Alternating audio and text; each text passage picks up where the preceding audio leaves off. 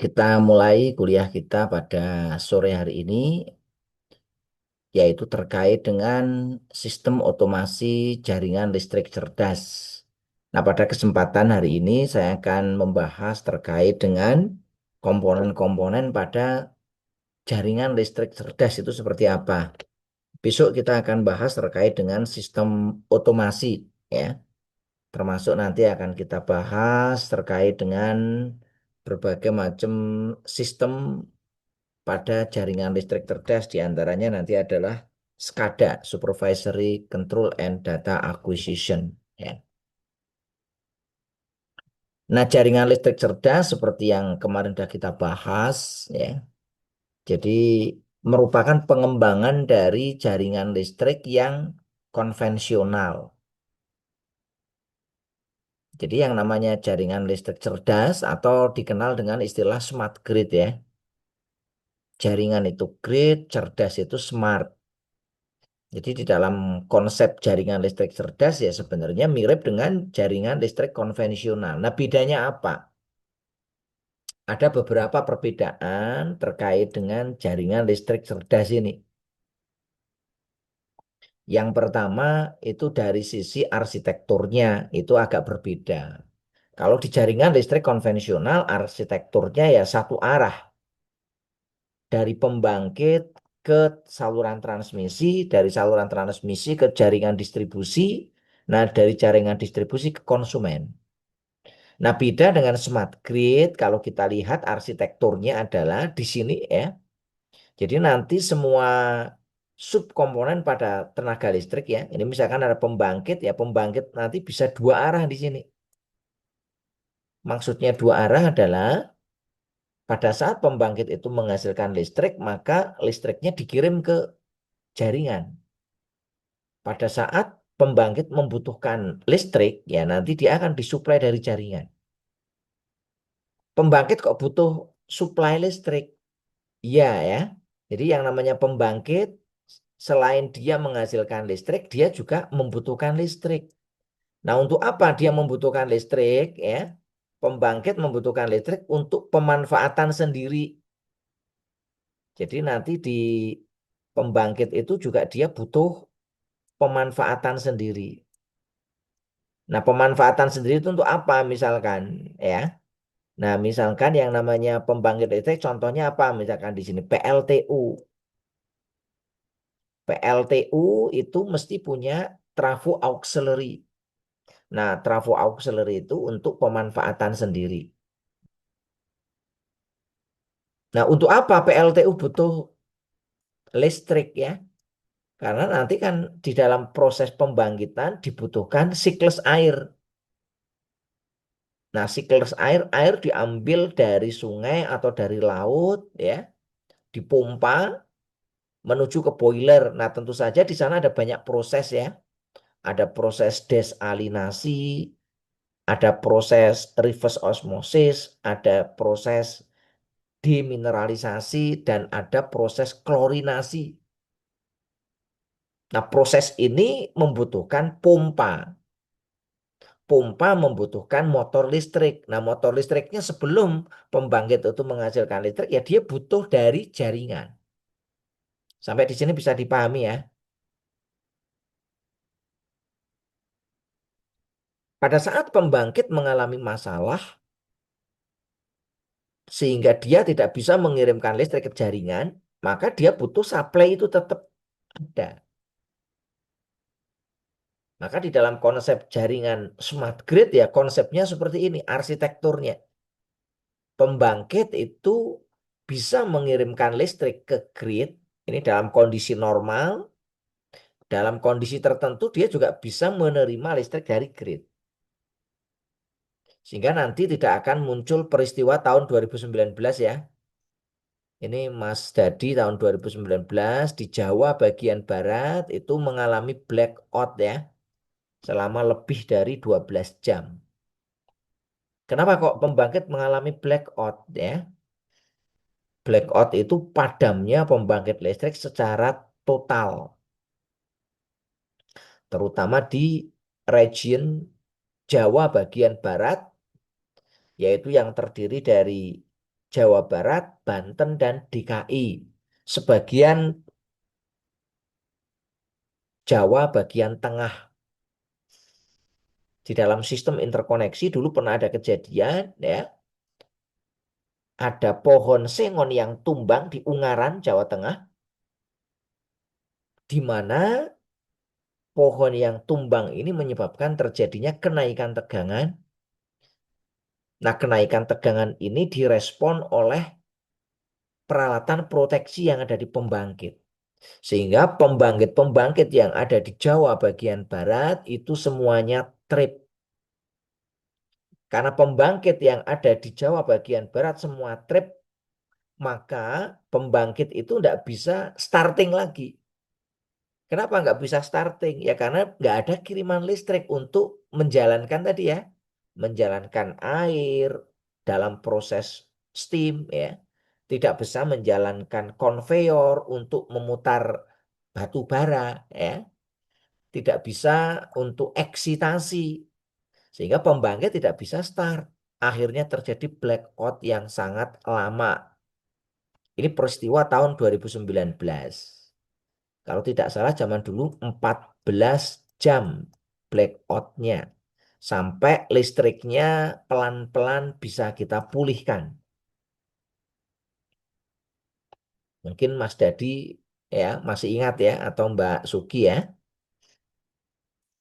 Kalau Mas Rian ya mungkin di luar Jawa nggak begitu. Tapi ini beritanya nasional ya. Zaman dulu kalau tidak salah yang menjadi kambing hitam adalah yang menjadi kambing hitam ya tadi pohon sengon ya yang ada di Ungaran. Yang populer adalah para penggemar ikan koi. Nah, bagaimana kalau di sini di konsumen? Ini di konsumen itu juga mempunyai karakteristik. Misalkan di sini di rumah. Konsumen itu nanti ya di dalam konsep smart grid tidak hanya menjadi konsumen tetapi konsumen bisa menjadi produsen. Sehingga nanti di dalam smart grid membutuhkan sistem ekspor import listrik. Jadi di sini di rumah ya karena dilengkapi dengan renewable energy berupa solar cell ya atau sumber energi lainnya, maka pada kondisi-kondisi tertentu di siang hari ya jika di sini kebutuhan dari smart home ini rendah sementara listrik yang dihasilkan tinggi, maka listriknya dikirim ke jaringan. Demikian juga di pabrik ya. Demikian juga nanti di office, di hotel, dan lain sebagainya.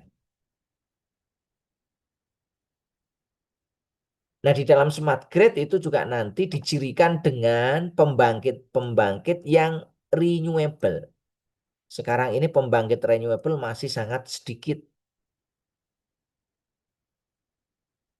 Pembangkit yang ada sekarang ini didominasi oleh pembangkit fosil. Baik itu PLTU, PLTG, PLTGU, PLTD, PLTMG. Ini dominannya itu. Pembangkit yang renewable itu masih sangat rendah. Nah, di dalam konsep smart grid nanti ada dua sistem, yaitu sistem AC dan sistem DC.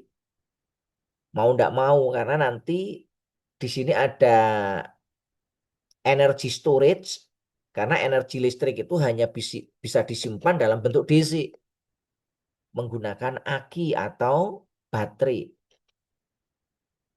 Sehingga nanti ada sistem DC, nanti ada sistem AC.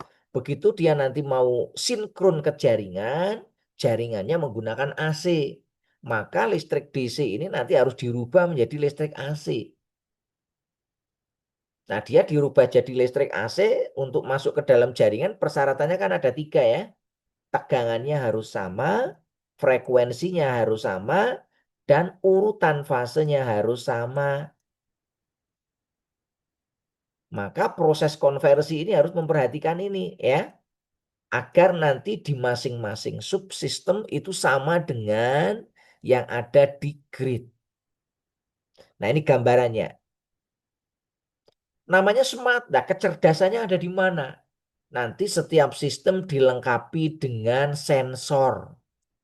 untuk mendeteksi apakah nanti sistem itu mengirimkan atau membutuhkan energi.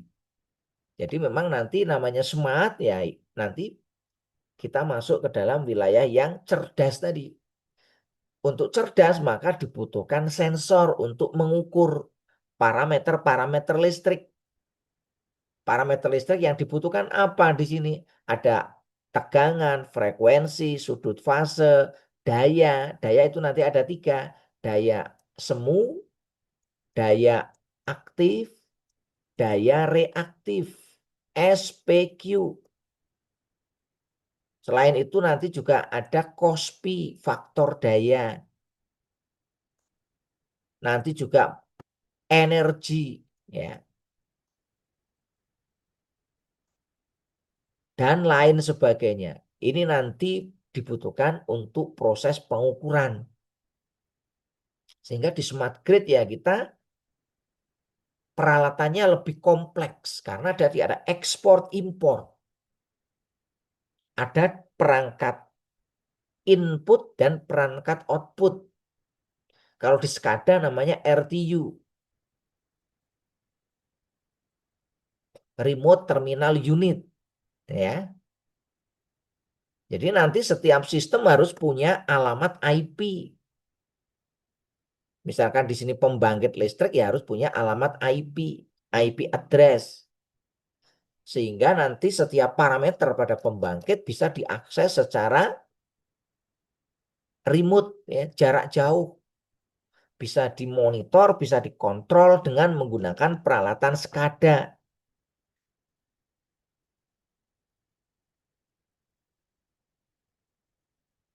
Komunikasinya nanti bisa menggunakan wire kabel, baik nanti kabel UTP maupun kabel serial atau kabel koaksial atau bisa tanpa kabel wireless. Nah, ini konsep terkait nanti dengan smart grid. Nah, kalau kita lihat ya di sini ya, integrasi komponen-komponen pada smart grid. Jadi nanti di sisi pembangkitan, di sisi transmisi, di sisi distribusi, di sisi pemanfaatan residensial, di sisi komersial dan industrial, ini nanti kita integrasikan dengan baik.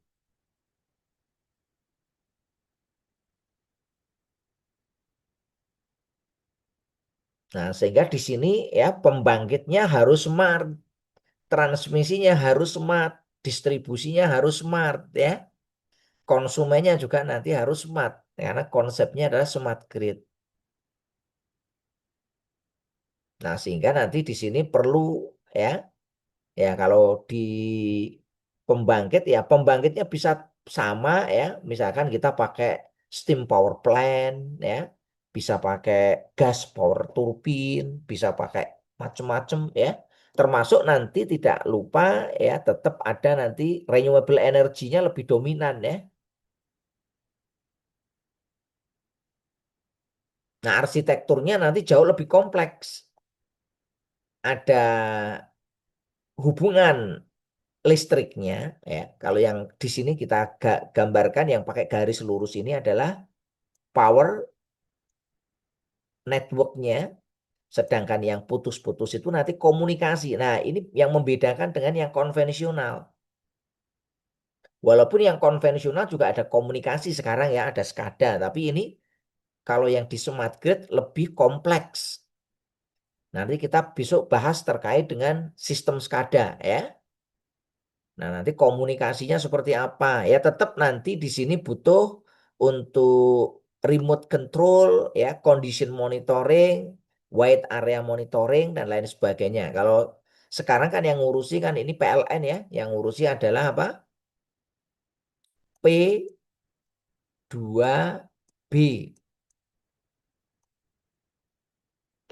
unit pengatur dan pembagi beban. Ya. Nah, di sini di konsumen ini ya, nanti ada smart control application ya. Nah, nanti kita lihat contoh-contohnya smart control seperti apa ya. Ini sudah banyak sekarang kan menggunakan device-device yang menggunakan smart. Saklarnya menggunakan smart ya. Stop kontaknya pakai smart. Circuit breakernya pakai smart. Alatnya nanti ya mau kita pakai smart atau tidak ada masalah. Yang penting tadi jaringannya di sini yang smart ya. Nah, meternya juga nanti pakai smart meter, advanced metering infrastructure. Termasuk nanti ya ada ya kan displaynya, ada display unitnya, ada energy storage-nya untuk mengantisipasi kalau terjadi gangguan ya. Nah, distribusinya juga sama di sini ya. Di sini nanti ada distributed energy management system, ada energy storage-nya, ada ya. Nah, kalau di distribusi yang digunakan nanti untuk transportasi misalkan kendaraan listrik, bus listrik dan lain sebagainya yang nanti ada car park with electric vehicle charging dan lain sebagainya. Sampai di sini bisa difahami ya. Jadi kuncinya nanti ada di sini nih, jaringannya mulai menggunakan automation grid ya, intelligent substation, smart switch dan distribution automation. Kalau sekarang kan masih pakai yang circuit breakernya kan masih pakai manual ya. Walaupun sudah bisa dikontrol, beberapa sudah ada apa namanya gardu induk otomatis ya.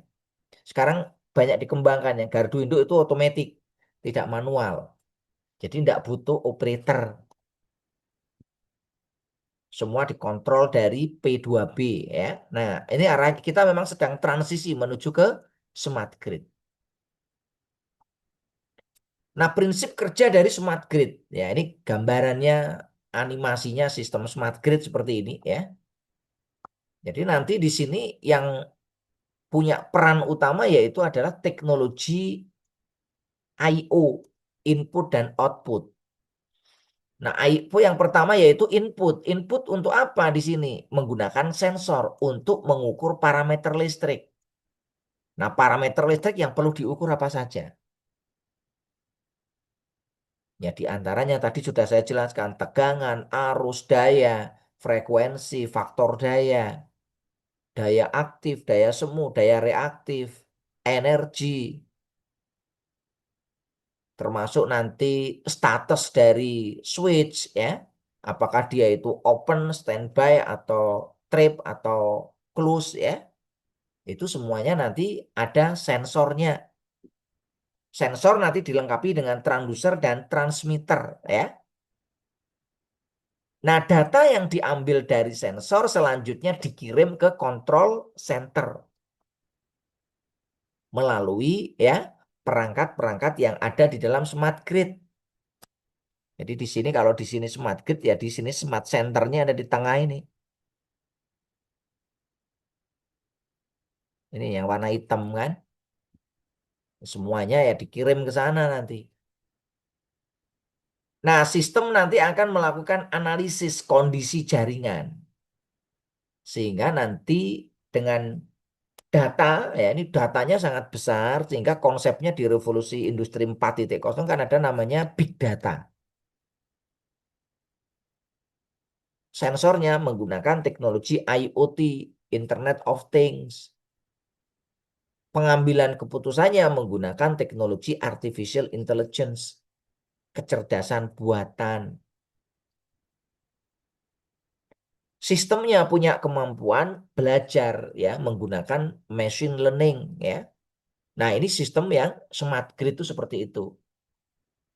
Nah, sehingga nanti sistem bisa mengambil keputusan berdasarkan alternatif-alternatif yang sudah dianalisis. Alternatif yang terbaik itu seperti apa. Sehingga sistem tenaga listrik ini bisa mencapai target tujuan yang telah ditetapkan. Apa target tujuannya? Yang pertama, andal.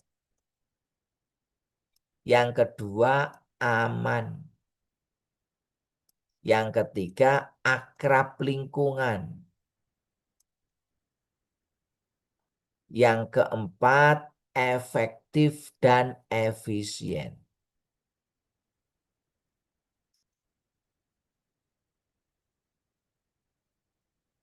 Nah, ini nanti yang perlu dilakukan di dalam smart grid. Kalau tadi ada mata kuliah teknik optimasi ya. Nah, teknik optimasinya seperti apa? Efisien itu ya optimum ya. Efisiennya optimum. Artinya apa? Kebutuhan bahan bakarnya minimal ya. SAIFI-nya minimal ya. SAIFI itu indeksnya ya. SAIFI, SAIDI, CAIFI, CAIDI dan lain sebagainya.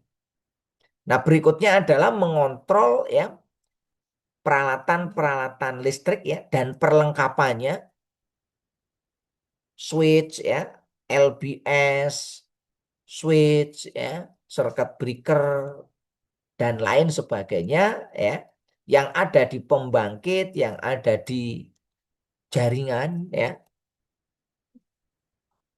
dan ada yang di distribusi agar bekerja dengan baik ya. Nah, kalau kita lihat perbedaannya tadi ya, jaringan listrik konvensional dan smart grid itu apa ya? Tadi yang pertama itu aliran dayanya ya. Yang kedua monitoringnya. Kalau yang untuk yang konvensional itu terbatas, kalau smart grid ya real time ya. Kontrolnya ini manual, kalau yang smart grid itu adalah otomatis. Nah, yang berikutnya itu sifatnya ya, adaptif dan tidak adaptif. Yang terakhir tuh terkait dengan penggunaan meternya. Kalau yang lama itu ya analog ya, walaupun sekarang yang konvensional sudah ada yang digital ya. Nah, kalau yang smart grid ya menggunakan digital. Ini kira-kira rangkumannya seperti itu. Nah, smart grid punya banyak kelebihan ya. Yang pertama itu adalah timely visibility of external event ya. Yang kedua adalah event information process at the edge of the grid ya. Yang ketiga, insight deliver to field workforce quickly. Yang keempat, business wide situation awareness ya. Yang kelima, grid and asset management analytics. Yang keenam itu personalized customer support. Yang ketujuh adalah insight to customer. Jadi dengan penggunaan smart grid ini ya, yang pertama terkait dengan waktu ya, visibility dari kejadian-kejadian eksternal ini akan menjadi lebih cepat, lebih tepat ya. Yang kedua terkait dengan event information ya. Informasi kejadian-kejadian itu dapat ditangkap secara tepat dan akurat. Dapat dideliver ya secara cepat juga ya. Sehingga ini meningkatkan apa? Kesadaran bisnis ya, aset manajemennya, analisis gridnya, dan lain sebagainya. Sehingga nanti bisa dikembangkan menjadi sistem yang optimal. Walaupun kalau di sistem konvensional kita bisa simulasikan sistem optimal ya, menggunakan misalkan etap ya, menggunakan optimal power flow atau optimal load flow dan lain sebagainya ya. Nah, dengan apa namanya smart grid ini keuntungannya ya nanti larinya ke konsumen. Konsumen bisa mendapatkan listrik yang berkualitas ya, listrik yang dapat diandalkan untuk sumber energi bagi segala macam kegiatan ya. Nah, kalau kita lihat ya komponen smart grid itu keterkaitannya seperti ini. Jadi kalau kita lihat ya dari komponen smart grid itu yang pertama ya terkait nanti dengan apa? Subsistem pembangkit tenaga listrik ya di sini. Yang kedua subsistem untuk distribusi ya. Yang keempat untuk subsistem gardu induk ya. Yang kelima untuk automation distribution ya. Nah, yang berikutnya di sini ada communication networks, ada advanced metering ya. Nah, ini saling berkaitan. Arahnya ini bisa dua arah ya. Kalau kita lihat di sini. Jadi dari pembangkit ya, itu nanti listriknya dikirim ke sini, tidak hanya listrik, datanya juga nanti ya. Sehingga nanti tidak ada istilah pembangkit itu mengalami ya kekurangan maupun kelebihan. Karena nanti sistemnya ini real time mengukur ya kebutuhan listrik itu seperti apa. Karena sistemnya cerdas nanti bisa melakukan prediksi secara real time. Oh, kebutuhannya berapa? Sehingga nanti pembangkit harus membangkitkan berapa. Di jaringan distribusi juga sama nanti. Transmisi distribusi nanti juga sama. Ya. Komunikasi dengan kontrol sistemnya bisa berlangsung dengan baik dan benar. Baik nanti berupa elektrikalnya yang dikirim ya maupun datanya. Karena yang penting di dalam smart grid itu nggak cuma sekedar listriknya, tapi datanya juga nanti harus kita pertimbangkan. Nah, sekarang kita bahas satu persatu komponennya. Komponen yang pertama apa toh? Ya, yang pertama adalah smart meter. Jadi komponen di dalam smart grid yang utama itu smart meter. Yang kedua adalah sensor dan monitoring device. Yang ketiga adalah communication networks-nya. Yang kelima control center. Yang keenam itu distributed energy resources atau DER-nya. Jadi ini komponennya kalau kita lihat ya ada 6 ini ya. Ada smart meter, ada sensor dan monitoring devices, ada communication networks, ada control center, ada distributed energy resources. Jadi di sini nanti untuk smart grid itu ya nanti ada 6 komponen ini yang utama. Nah, sekarang kita bahas satu persatu. Apa itu yang dimaksud dengan smart meter? Smart meter adalah peralatan yang digunakan oleh smart grid untuk mengukur konsumsi energi listrik setiap bagian secara real time. Nah, ini dipasang di mana ya? Smart meter bisa dipasang di berbagai macam sub smart grid itu. Bisa di pembangkitnya, bisa di kontrol senternya ya, bisa nanti di distribusi utamanya, bisa nanti di konsumennya ya. Nah, smart meter nanti akan mengirimkan data ke pusat kontrol, ya, melakukan ekspor impor daya listrik dan mendukung ya untuk prepaid dan postpaid. Karena sekarang trennya kan ada prepaid ya prabayar dan ada pasca bayar, pos dan pre dan pos ya. Di sini kuncinya ada komunikasi. Nah, di dalam smart meter ini ya kuncinya nanti di sensor, transducer, dan transmitternya. Bagaimana kita melakukan pengukuran secara real time. Komponen yang kedua itu adalah sensor, transducer, dan transmitter. Sensor dan monitoring devices. Nah, apa yang akan kita lakukan pengukuran? Parameter listrik apa di sini yang nanti harus kita ukur? Harus kita ukur secara sinkron dan real time. Tentunya di sini dengan akurasi yang tinggi ya. Dengan menggunakan peralatan-peralatan yang sudah terkalibrasi. Karena ini penting sekali nanti istilah kalibrasi. Bukan kali progo ya, tapi kalibrasi. Ya, maka di sini di dalam sensor ya nanti ya tergantung parameter yang akan kita ukur. Kalau yang diukur temperatur ya misalkan kita pakai sensor temperatur pakai termokopel ya, pakai RTD atau pakai PTC, NTC ya. Kalau yang diukur itu parameter tegangan, arus, frekuensi, daya itu kita bisa pakai sensor PZEM ya, PZM, PZEM atau PZM ya. Ini yang sekarang banyak dipakai. Nah, tentu saja sensor yang dipakai harus mempunyai apa? Akurasi yang tinggi. Karena ini berkaitan nanti dengan ketepatan pengambilan keputusan. Nah, berikutnya nanti ada RTU. RTU adalah Remote Terminal Unit di sini.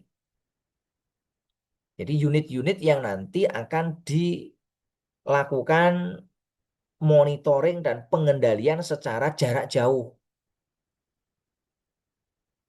Berikutnya nanti ada Intelligent Electronic Devices atau IED ya. Nah, ini yang nanti gambarannya dalam sistem monitoring. Apa yang dimonitor? Bagaimana cara monitoringnya? Bagaimana nanti komunikasi datanya? Nanti akan kita bahas pada pertemuan berikutnya ya. Nah, yang berikutnya adalah komunikasi data pada smart grid. Nah, ini yang paling penting. Gimana sih komunikasi datanya? Nanti akan kita bahas khusus ya. Gimana caranya dari pembangkit itu berkomunikasi dengan control center. Dari konsumen berkomunikasi dengan control center. Dari ini ya distribution grid berkoordinasi berkomunikasi dengan control center. Ini nanti akan kita bahas khusus ya. Ya komunikasinya kalau sekarang ya pakai ya kan menggunakan komunikasi data ya. Komunikasi data bisa pakai TCP/IP ya protokolnya. Ini yang sekarang banyak dipakai kan TCP/IP. TCP itu singkatannya Transfer Control Protocol. IP singkatannya Internet Protocol. Pakai ini kan. Kenapa kita bisa terhubung ke internet? Karena kita pakai arsitektur TCP/IP. TCP/IP yang mengembangkan adalah Amerika ya. Nah, selain itu kita bisa menggunakan protokol Modbus. Modbus itu yang mengembangkan Schneider. Jadi kalau kita menggunakan device-nya Schneider, mereka selain TCP/IP, mereka juga bisa menggunakan Modbus. Kalau Yokogawa, mereka pakai Fieldbus. Nanti akan kita bahas khusus ya. Nanti ada, ini namanya protokol. Kalau si MN, dia mengembangkan namanya Profibus dan Profinet.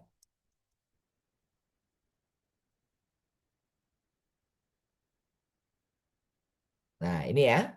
Ada juga nanti ada DeviceNet. Ya. Ada nanti pakainya OPC, Open Protocol Control. Ini yang sekarang banyak dikembangkan, OPC. Ya. Nah, yang berikutnya media komunikasinya pakai apa? Media komunikasi nanti bisa pakai fiber optik ya.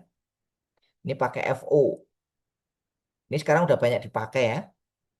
Atau bisa pakai wireless tanpa kabel ya. Bisa pakai Ethernet. Ethernet itu kabelan ya, kabelan. Ini Ethernet itu seperti ini ya. Kalau kita menghubungkan dua komputer atau kita menghubungkan komputer yang ke router.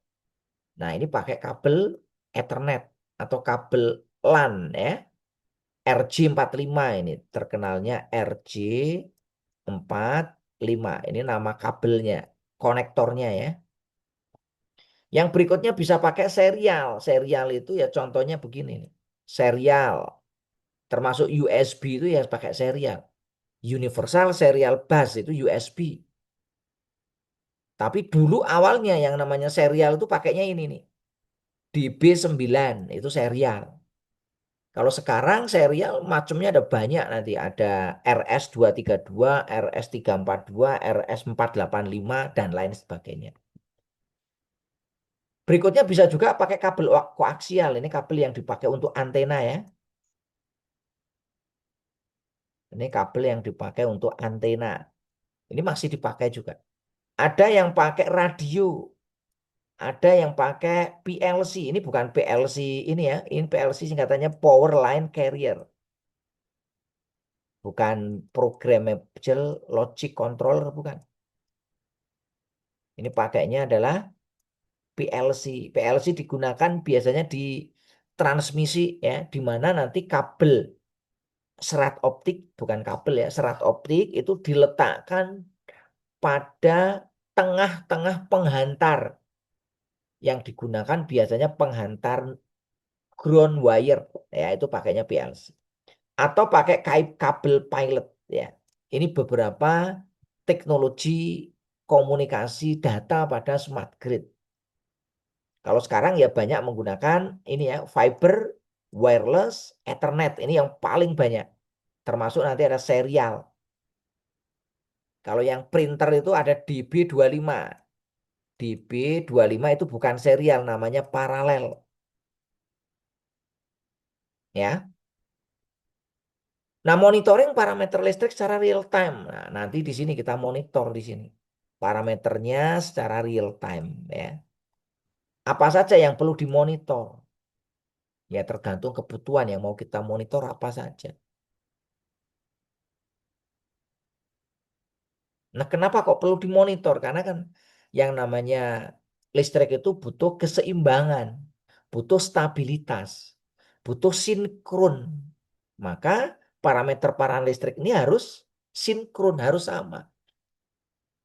Maka ini perlu monitoring, perlu dikontrol ya. Tidak sekedar monitor, tetapi nanti butuh kontrol. Agar apa? Agar sistem tenaga listrik ini bisa sinkron, bisa sama ya. Nah, kemampuan yang berikutnya adalah self-healing capacity. Jadi yang namanya smart grid bisa mendeteksi gangguan secara sendirinya ya. Karena dilengkapi dengan DFR, Digital Fault Recorder, DFR, Digital Fault Recorder. Walaupun sistem konvensional sekarang itu beberapa gardu induk sudah dilengkapi dengan DFR. Jadi nanti kalau ada gangguan, lokasi gangguan, jenis gangguan itu bisa dideteksi, bisa ditampilkan dalam bentuk DFR. Cuma DFR-nya masih konvensional, belum dilengkapi artificial intelligence. Nah, ke depan nanti di sini ya DFR dilengkapi dengan artificial intelligence. Nanti dia bisa mendeteksi ya.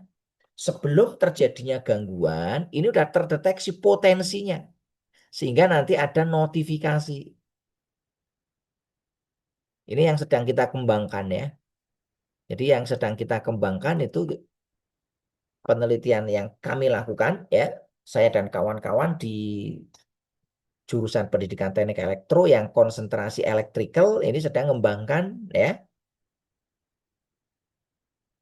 deteksi dini kerusakan peralatan listrik ya menggunakan teknologi IoT dan kecerdasan buatan. Jadi nanti untuk self healing capacity ini untuk deteksi ya potensi-potensi masalah apa yang bisa terjadi. Setelah itu nanti setelah terdeteksi kita bisa melakukan isolasi sehingga gangguan ini tidak nyebar. Berikutnya bisa melakukan pengalian daya secara otomatis ya tanpa campur tangan manusia di sini nanti. Nah, sistemnya cerdas. Jadi kalau ada potensi bahaya, misalkan trafo ini mau meledak ya, maka dia akan ada notifikasi. Begitu nanti ini ya, lakukan isolasi, pindahkan daya secara otomatis. Ya tentu saja nanti harus ada redundant ya, ada backupnya. Kalau nggak ada backupnya nggak bisa. Sampai di sini bisa dipahami semuanya? Bisa, Pak. Coba. Nah ini yang berikutnya terkait bagaimana integrasi energi fosil dengan energi terbarukan. Idealnya ya kita itu menggunakan renewable energy semua ya. Tapi kan jelas nggak bisa ya. Kenapa nggak bisa menggunakan energi renewable semua? Ya karena energi renewable itu kan sifatnya intermittent. Intermittent itu artinya putus-putus, nggak continue. Contohnya apa? Energi matahari. Energi matahari kalau siang hari ya menghasilkan listrik. Kalau pas terang Kalau hujan, ya listrik yang dihasilkan sangat kecil. Malam hari nggak bisa. Wind turbine dia akan menghasilkan listrik pada saat anginnya kenceng. PLTA akan menghasilkan listrik kalau musim hujan. Kalau musim kemarau ya dia hanya bisa dimanfaatkan ya waktunya pendek. Maka di sini butuh integrasi antara sistem energi konvensional yang menggunakan fosil dengan energi renewable. Nah, integrasi ini membutuhkan control center. Bagaimana nanti muncul konsep mix power flow ya, yang nanti aspeknya adalah keseimbangan, stability dan reliability dengan melakukan automatic detection ya, automatic isolation ya, mix powernya nanti seperti apa. Misalkan ya yang fosil ada masalah ya. Masalahnya apa? Misalkan PLTU, kondisi hujan ya. Airnya terlalu keruh sehingga reverse osmosisnya terlalu berat. Karena kerjanya terlalu berat, dia terjadi pengurangan kemampuan ya. Sehingga harus dilakukan penurunan energi listrik yang dihasilkan atau derating. Maka gimana mixnya? Penggantinya apa? Apakah nanti ada pembangkit fosil lain atau bisa mengambil dari renewable energy? Nah, ini adalah konsepnya nanti pakai integrasi di sini ya. Nah, yang berikutnya bagaimana kita mengintegrasikan ya sistem energi fosil dengan energi renewable. Ya, contohnya misalkan solar cell. Bagaimana nanti kita mengoptimalkan ya? Apakah kita nanti perlu menggunakan konsep on grid maupun off grid ya untuk solar cell-nya. Ini mau kita pakai on grid atau off grid terkait dengan solar cell ya. Nah, teknologi dan implementasi smart grid ya. Nah, ini yang banyak dikembangkan nanti teknologinya seperti ini nanti ya. Teknologi smart grid ya yang nanti akan kita bahas yaitu teknologi IoT ya. Ada teknologi artificial intelligence, ada SCADA, ada big data, ada cloud computing ya. Ada advanced metering infrastructure. Nah, contoh implementasi smart grid ya ini ada smart meter PLN ini sebenarnya bagian ya. Automatic recloser, automatic load balancing, demand response system, integrasi PLTS rooftop dan lain sebagainya. Ini beberapa implementasi dari situ ya. Nah, ini kalau kita lihat contoh ya dari IoT ini ya. Ini smart grid yang dikembangkan dengan menggunakan Edge IoT.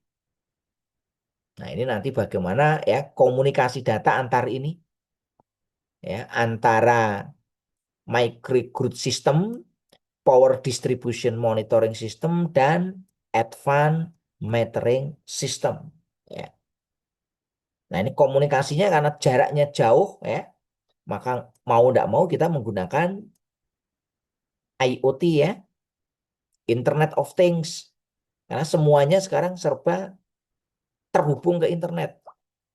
Power distributionnya terhubung ke sini, microgridnya terhubung ke sini, ya, termasuk nanti meteringnya terhubung ke sini.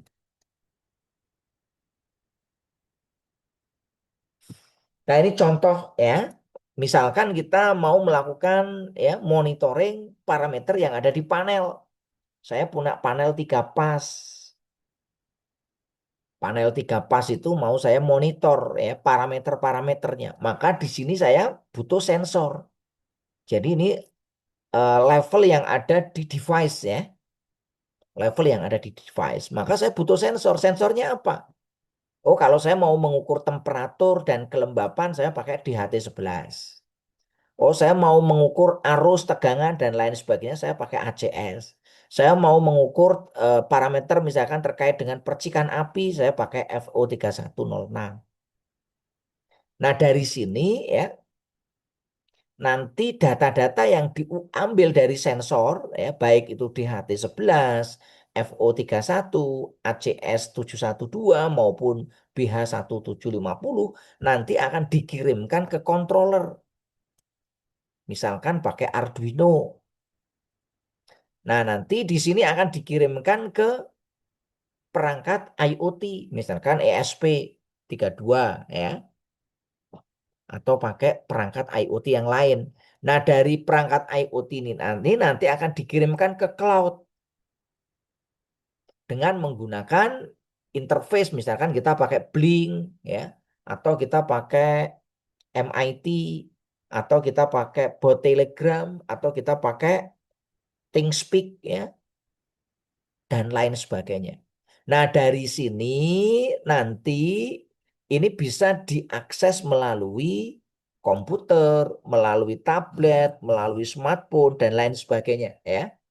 Komunikasinya data pakai apa ya? Bisa pakai wire, bisa pakai wireless, yang penting bisa terhubung ke internet. Nah, dari sini nanti bisa diprogram untuk melakukan kontrol. Kontrolnya dilakukan melalui program di HP maupun di komputer, nanti dikirimkan ke cloud ya. Dari cloud nanti dia akan memerintahkan relay ya atau aktuator yang nanti digunakan untuk mengendalikan peralatan panel 3 pas ini. Ini contoh ya. Sampai di sini bisa difahami? Bisa, Pak. Oke ya. Nah, ini misalkan nanti mau ngembangkan ya. Kemarin bimbingan saya ada yang ngembangkan ya media pembelajaran pengukuran parameter listrik ya menggunakan IoT ya seperti ini ya, nggak terlalu sulit. Saya kira ini teman-teman sudah familiar ya dengan sistem seperti ini ya. Ya ini agak berbau ke kontrol ya, elektronika. Tapi sekarang apa namanya teknologi seperti ini orang elektrikal pun harus ngerti nih ya. Kalau nggak ngerti nanti ya. Tapi tetap fokusnya di bidang elektrikal ya, panel atau nanti kita bisa ubah misalkan. Nah ini contoh ya yang dikembangkan kemarin. Ini rangkaian elektroniknya ya. Ini nanti komputernya, ini nanti ininya ya. Nah, ini nanti untuk device tampilannya di smartphone ya. Nah, ini smartphone kita misalkan ini ya portable smart electro ya. Measurement toolsnya seperti ini. Nanti yang dimonitor apa di sini, nilainya seperti apa ya. Nanti grafiknya seperti apa, nanti bisa ditampilkan ya parameter-parameter ini. Nah, contoh lain tampilannya seperti ini. Ini yang kemarin kita kembangkan ya untuk monitoring ini ya, trainer panel listrik dengan monitoring parameter listrik berbasis IoT ya. Nah, nanti di sini ada monitoring per fase. Oh, untuk fasenya seperti apa di sini ya. Nah, kita menggunakan lab, di lab kita 3 pas tegangannya 220 volt ya. Nah, ini misalkan di sini tegangannya 220, yang di sini 245, yang di sini 180. Ini arusnya ini 5 ampere. Oh, ini berarti bebannya ini tidak seimbang. Frekuensinya ini juga berbeda, 50, 52, 48. Power faktornya juga agak beda ya. Energi yang diserap juga beda, daya aktifnya dan lain sebagainya. Termasuk nanti di sini temperaturnya ya, kelembapannya. Bisa difahami sampai di sini? Pak. Nah, kita juga bisa mengembangkan untuk device-device yang lain ya, misalkan trafo di sini. Ini trafo yang kita akan monitor ya. Sama nanti arsitekturnya sama kan? Sensornya yang mau kita sensor apa? Microcontroller dan komunikasi datanya nanti yang mau kita gunakan apa ya? Cloudnya nanti kita mau pakai softwarenya apa? Apakah pakai Blink atau pakai tadi yang saya sebutkan ya? Device yang nanti akan kita gunakan untuk monitoring ini apa ya? Terus nanti untuk aksi kontrolnya apa? Ya. Nah, ini saya kira ini contoh-contoh saja, ya. Mungkin itu yang dapat kami sampaikan pada sore hari ini ya. Ada yang mau ditanyakan? Silakan. Maaf Bapak, saya ingin bisa bertanya, Mm-mm. ini mengenai komunikasi dalam kontrol Pak, RTU. Mm-mm. Nah, biasanya kan RTU itu dipakai untuk monitoring plus pengukuran dari peralatan di jaringan distribusi Mm-mm. Iya. eh, jarak jauh itu lewat SCADA. Tapi kalau di lapangan itu masih sering muncul masalah. Misalnya seperti delay Pak, delay komunikasi atau kesalahan kontrol dari operator. Itu bagaimana sistem di RTU itu bisa pastikan keakuratan datanya, Pak. Data pengukuran itu seperti tegangan, arus, ataukah frekuensi yang dikirim ke SCADA. Terutama itu kalau ada komunikasi, kejadiannya itu gangguan delay, delay pada jaringan smart grid, Pak. Ya, Mungkin oke. seperti itu. Terima kasih, ini pertanyaan bagus ya. Jadi terkait dengan kualitas dari komunikasi dari satu device dengan device lain ke control center ya. Nah, ini memang sangat bergantung pada media komunikasinya. Jadi kalau media komunikasinya pakai wireless, wireless itu keuntungannya kita nggak usah pakai kabel ya, enak pakai wireless. Cuma kelemahannya wireless itu cuaca ini. Kalau kita pakai wireless, cuacanya itu nggak bagus, ya mesti jelek ya. Itu hukum alamnya. Maka kalau kita pengen komunikasi data yang bagus, ya kita memang harus menggunakan apa? Fiber optik. Ini jauh lebih bagus dibanding dengan menggunakan wireless. Nah, kalau di sistem yang sekarang memang karena menggunakan ini ya, kita macam-macam sistemnya. Ada yang pakai wireless, ada yang pakai FO, ada yang pakai PLC ini. Kalau PLC ini kan biasanya masalahnya ada di ini ya, EMI ya. EMI itu adalah electromagnetic interference ya. Apalagi kalau pakai kabel koaksial ini banyak masalahnya. TV aja kalau ini aja kan langsung ini ya, langsung tidak bagus sinyalnya ya. Nah, ini memang untuk komunikasi data sangat bergantung pada media komunikasi data pada smart grid. Karena nanti kalau pengukurannya itu tidak presisi, maka pengambilan keputusan itu ya tidak akan tepat.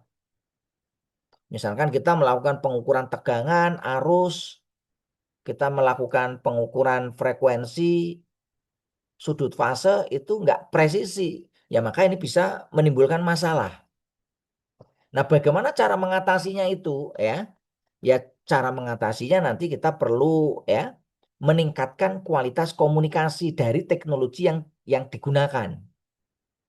Kalau kita menggunakan teknologinya misalkan wireless, ya kita nanti banyak memasang repeater. Bisa difahami ya ini ya Mbak Sugi ya. Kalau kita pakai wireless kan rawan tuh. Wireless itu kan jaraknya juga nggak begitu jauh ya. Yang kedua, kalau kita pakai wireless, kita menggunakan frekuensi yang jarang digunakan. Misalkan kalau frekuensi wireless itu kan yang paling banyak digunakan 2,4 giga ya. Ini kan yang banyak digunakan di kita itu kan 2,4 giga.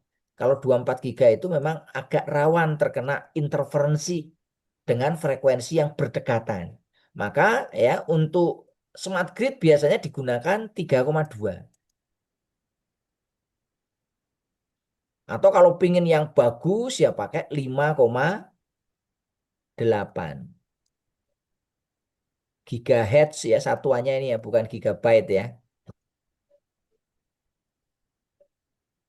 Ini contoh ya. Jadi nanti di media komunikasi ya lebih disarankan menggunakan yang pertama fiber optik yang untuk backbone-nya. Nah, yang untuk di device yang menggunakan Ethernet ya. Mungkin nanti bisa juga menggunakan serial ya, kabel serial yang nanti untuk komunikasi data. Ini ya, Mbak Suki ya. Jadi nanti kita meningkatkan kualitas di ini.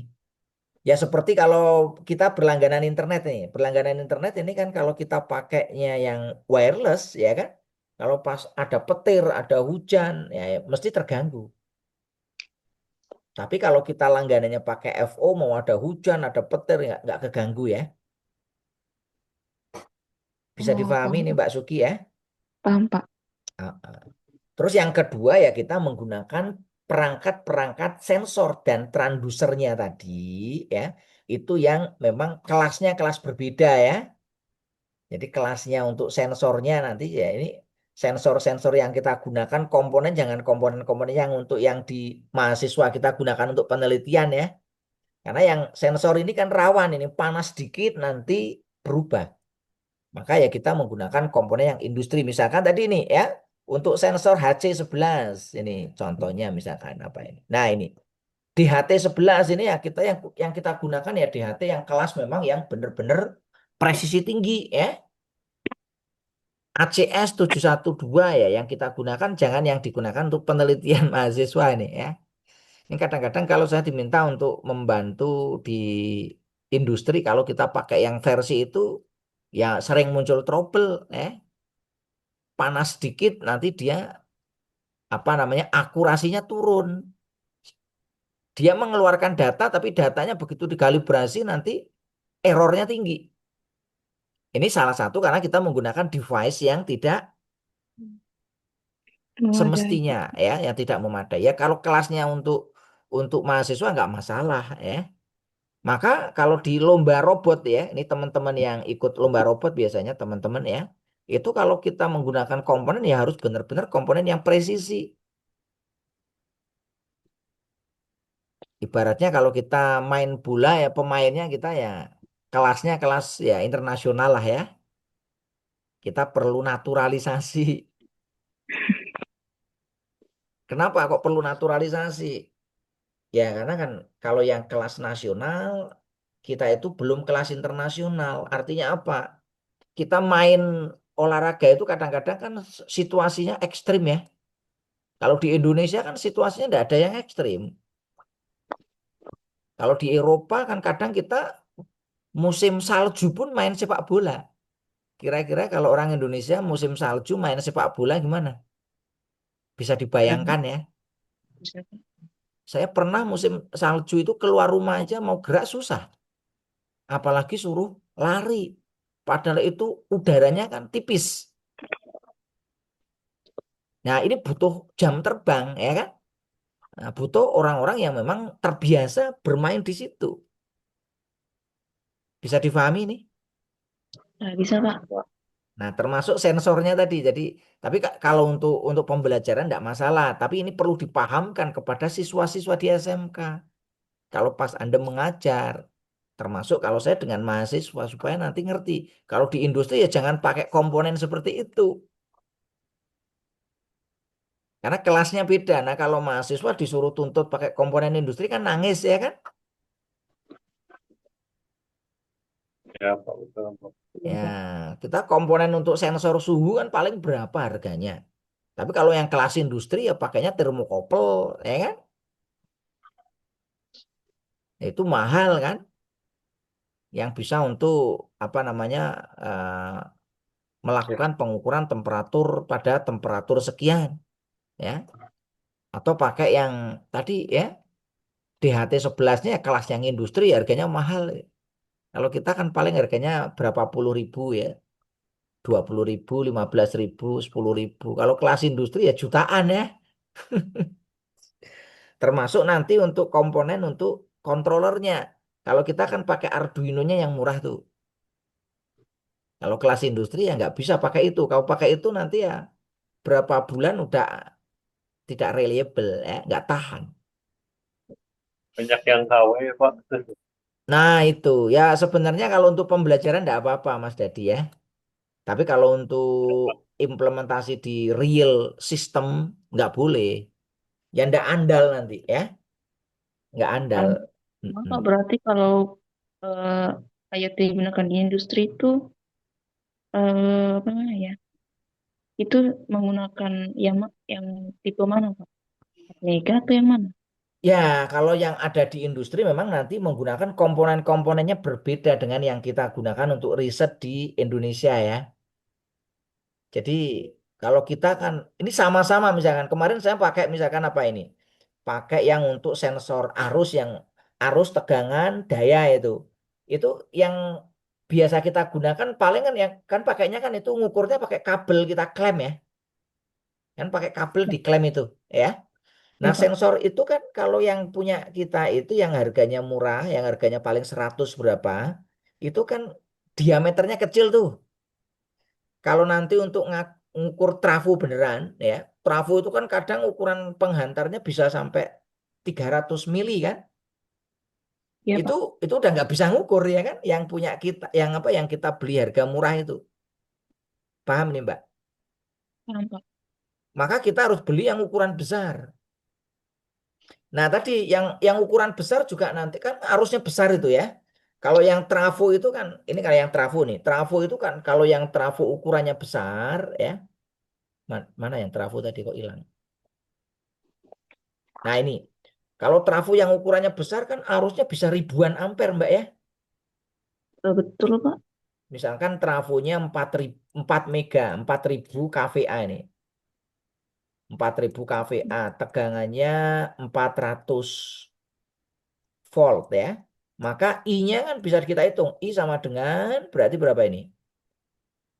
S Eh, per V kali akar 3. Tuh. Berarti 4000 dibagi 400 kali akar 3. Berarti berapa itu? Ya, besar sekali. Ini kan KV kan? Ini KV, ini volt ya. Berarti 4000 dibagi 0,4 kali akar 3. Berarti ribuan ampere. Nah, ribuan ampere ini butuh sensor yang besar ya. Nah, ini harganya mahal juga ya. Dan biasanya nanti ketelitiannya. Sensor itu sebenarnya kalau yang murah dengan yang mahal itu bedanya apa? Bedanya adalah di kelas ketelitiannya. Nah, di kelas ketelitian nanti ada standar IEEE ya. Ada kelas 1, kelas 2, kelas 3, kelas 4. Nah, kelas 1 itu digunakan untuk yang ketelitian tinggi. Tinggal nanti kalau industri itu ya kelasnya yang mau dipilih mana. Seperti motor nih ya. Motor itu kan ada kelas isolasi ya Mbak ya. Ngerti ya, nggak Pak. motor ada kelas isolasi? Kelas isolasi motor ada apa? Eh, Menurut standarnya NEMA ada 4 ya. A, B, F, dan H. Nah, isolasi itu nanti kaitannya dengan kemampuan dia menahan panas. Yang paling rendah itu kelas A. Kelas A itu hanya mampu menahan arus hingga 105. Ini derajat Celcius ya. Ini panas yang terjadi di belitan, bukan panas yang terjadi di bodi. Kenapa 105 ya? Karena materialnya ya memang dia hanya mampu menahan itu. Itu dalam kondisi ideal. Realnya biasanya nanti ini ya paling 90 udah nanti panas sekali. Maka biasanya nanti kalau di motor kan ada namanya proteksi ya. Proteksinya pakai apa untuk memproteksi ini? Pakainya apa? TOR. Apa itu TOR? apa lagi, apa lagi? Thermal Oh, perlu delay. overload relay Hmm, ya. Paham ya ini ya? Nah, ini paham, Pak. nanti disesuaikan dengan daya motor dan disesuaikan dengan kelas isolasi motornya. Kalau industri biasanya mereka pakainya kelas F dan H. Ah, Industri pakainya F dan H. Nah, ngertinya dari mana? Nanti motor ada di sini ada nameplate motor. Nih, kayak trafo di sini kan ada nameplate nih. Maka ya mahasiswa harus bisa membaca nameplate karena nanti ngajarkan ke siswa SMK. Kalau mereka nanti belinya kelas A, ini ya cepet jebol nih. Dulu pernah saya di industri, teknisinya tidak ngerti tentang kelas isolasi, ya kan? Beli motor, Pak kita beli motor murah sekali Pak. Ternyata saya cek, lu kelasnya kelas A. Ya pantas harganya murah karena dia hanya tahan terhadap temperatur 105. Yang kelas B itu agak mending 135. Yang kelas F 155. Lumayan. Yang kelas H paling bagus 180. Ya beda jauh ya kan? Paham ini semuanya? Iya, Paham? Pak. Nah ini ya, Anda kalau nanti beli kabel ya beda-beda. Kabel kan mereknya ada banyak tuh. Kalau kabel listrik itu kan ada merek si Supreme, ada kabel Indo, kabel metal, ada Jembo ya, ada Extrana, ada apalagi itu Kitani ya, ada Sutardo, ada Sutrado, ada apalagi ya. Ada banyak sekali merek kabel, termasuk kabel-kabel Cina ya kan. Nah, nanti itu ya beda merek, beda karakteristik. Beda merek, beda karakteristik, beda harga ya kan. Kayak trafo lah, kalau kita belinya trafo di Trafindo atau di Unindo, Bambang Jaya, Schneider, ABB atau Mitsubishi ya beda kualitasnya. Atau trafo Cina ya beda ya. Ada spesifikasi, ada harga ya. Sama dengan peralatan-peralatan yang kita gunakan di IoT. Termasuk relay ya kan. Kalau relay pakai relay yang biasa dipakai mahasiswa paling ya sebulan rusak ya kan. Karena relay itu kan nanti ini ya, relay itu kan on off ya, dia punya kekuatan. Ya seperti saklar lah. Kalau saklar misalkan merek abal-abal dengan mereknya misalkan apa saklar itu biasanya. Kalau saklar itu merek yang terkenal di Rokok, Pak. Indonesia Bruco ya. Ini Bruco. Iya, Pak. Ya, Bruco ya dibandingkan kelasnya dengan ini kan. Kalau Bruco kalau mau bandingkan Bruco ya dengan apa misalkan? Dengan Mitsubishi Mitsubishi. ya atau dengan Schneider atau dengan Hager. Nah, itu satu kelas ya kan? Biasanya kalau di lelang-lelang kan nggak boleh nulis merek nih. Nggak boleh nulis merek, maka dia yang dituliskan spesifikasi atau ditulis setara dengan bruko. Sehingga nanti vendor nggak boleh sembarangan. Setara bruko dikasih yang tanpa merek nggak boleh. Atau mereknya yang nggak setara nggak boleh. Ya seperti komputer itu kan ada setaranya ya. HP kan ada flagship, ada yang middle end, dan ada yang entry level ya. Paham ya ini ya? Kalau HP Iya, misalkan. Pak. Kalau HP Paham? misalkan yang flagship itu ya kalau pakai iPhone ya IP iPhone misalkan iPhone 17 ya kan.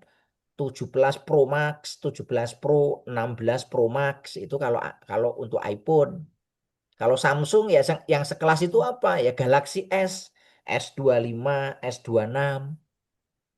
Kalau Vivo yang sekelas itu ya misalkan Vivo X300 Pro ya. Kalau Xiaomi yang sekelas itu ya Xiaomi 17 Pro Max ya. Paham ya ini ya? Paham, Pak. Paham. Ya, jangan bandingkan yang bukan kelasnya. Kalau membandingkan yang bukan kelasnya ya jomplang nanti ya. Xiaomi 17 Pro Max dibandingkan Samsung Galaxy A ya kan? A16 ya nggak level. Walaupun orang seneng brandednya Samsung, tapi Samsungnya yang apa dulu ya? Ini kita lihat kelasnya. Sama dengan kita mengembangkan sistem device ini. Kalau di industri harus harus setara ya, supaya nanti kita bisa mendapatkan performa yang terbaik. Oke, itu ya saya kira. Terakhir ada yang mau ditanyakan? Cukup? Cukup, Pak. Oke Mungkin ya, cukup, Pak. terima kasih untuk waktunya ya. Kita ketemu lagi minggu depan ya. Nah, nanti setelah minggu depan akan saya berikan tugas untuk project ya. Nah, projectnya seperti apa? Yang jelas projectnya nanti tidak memberatkan lah ya. Tidak memberatkan tapi tidak terlalu sederhana ya. Ya, harapannya nanti kompetensi Anda bisa naik ya melalui kuliah ini. Wawasannya minimal ada kenaikan ya, ngerti tentang aplikasi-aplikasi listrik cerdas, jaringan listrik cerdas, sistem otomasi ya seperti apa.